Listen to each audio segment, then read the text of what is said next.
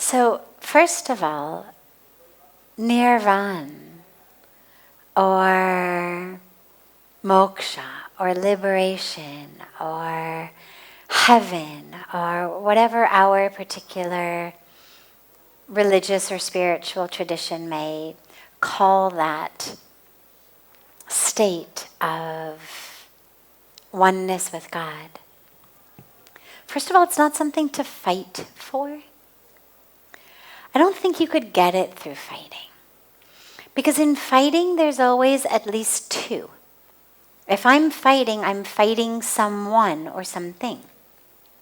Minimum at least one thing. Maybe I'm fighting a whole gang. But bare minimum, I'm fighting one person or one thing. And moksha or nirvana is the dissolving of the separate self. So wherever there is still fighting or striving or yearning,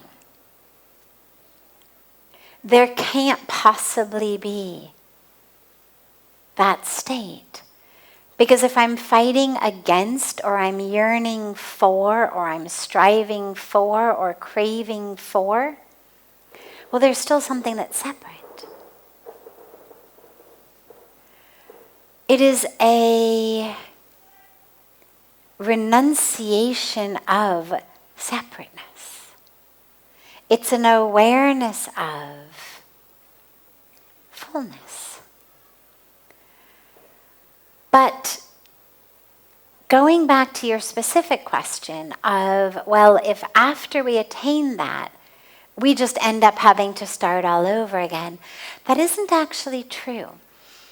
It goes back to what I was saying earlier about the ocean metaphor. When you actually attain that state of moksha or nirvana, you're essentially done, meaning that Jiva Atma no longer needs to incarnate. That cycle of birth and death is over. You don't start all over again. We keep taking new births, as you said, to evolve. We evolve on many, many levels, but the ultimate evolution, the whole point of it is to get to the place where we become free from our karmic bank account. And according to Bhagwan Krishna in the Bhagavad Gita, the only way to do that is to surrender everything to him. That's what he teaches us in the Gita. You do action, any action, good action, bad action, right action, wrong action. Well, you're going to get the fruits of that karma. The only difference is they're going to be sweet or bitter. But you're getting them anyway. And whatever fruits you get, you've got to reincarnate again to go through them. And you can't not act. So it seems like we're stuck, this catch-22. We can't not act. And every action is going to bring fruit, meaning we're stuck in this cycle of birth and death. And he says, no. The way to be free is you act like that instrument of the divine. When we speak about nimitta matram, that instrument in the divine's hands, that you recognize God is the doer. We are just the ones through whom doing is happening. And we offer everything. It's where he reminds us and teaches us, Yat karoshi yadashnasi, yajjahoshi dadasiyat, yat tapasyasi konteya, tat kurushva madarpanam. Means everything. Offer it all to me. Every single thing. Offer it to me. Whatever you do, even your sadhana, your tapas, your yagna, even these things that you're doing for your spiritual growth, even offer them to me also. Offer it all to me. Just you are an instrument. I am the doer. Now, it's important, though, to recognize that when understood wisely, does not make us complacent. I've had a lot of people say, well, okay, so I'm not the doer, God is the doer, Krishna is the doer, therefore it's not my fault that I robbed the store, robbed the bank, cheated on my wife, did this, did that, because hey, I'm not the doer anyway. It's not an excuse for complacency, it's not an excuse for recklessness or dishonest action. It's a way of living every minute and every moment, which is in surrender. It's just a matter of, oh God, use me, whatever it is.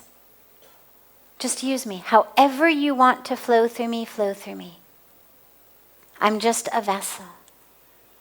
I'm just a channel.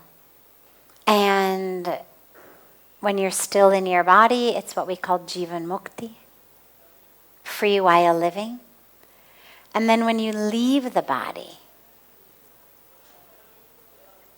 that Jiv Atma no longer needs to come back again in new bodies. So no, you don't start all over at the beginning. We are then just in that ultimate oneness.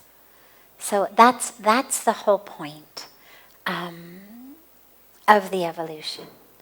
But here's another last point, which is, I understand the question because it makes you wonder, well then, why bother meditating? Why bother praying? Why bother doing seva? Why bother doing japa? Why not just go out and eat pizza and see movies and have fun? And, why bother doing anything else?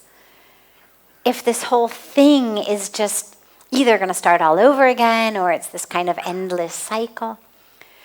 Whether you actually believe in the cycle of birth and death and reincarnation and all of this or not, living that spiritual life actually is what gives you nirvana, heaven, moksha, in this life.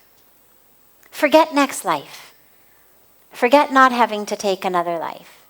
In this very life, it's actually what gives you the very closest that in a human body with a human brain and mind and ego we can actually have to heaven on earth. Because when we're fully surrendered, when we're fully focused on just being instruments of the divine in whatever capacity, then life actually becomes heaven. Because that's when we start really asking what through me rather than what for me. And we start recognizing that each of us has our own individual role to play, and no two roles are the same, and none is better, none is worse, none is bigger, none is smaller. In our eyes they are, but not in God's eyes, not in the eyes of the universe. So it actually makes our life heaven. So that which happens after death, don't worry.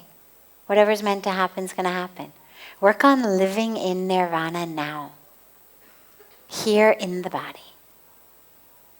And whether at some point you ever start over again as an amoeba, well, whatever happens will happen. At least this life will be nirvana for you.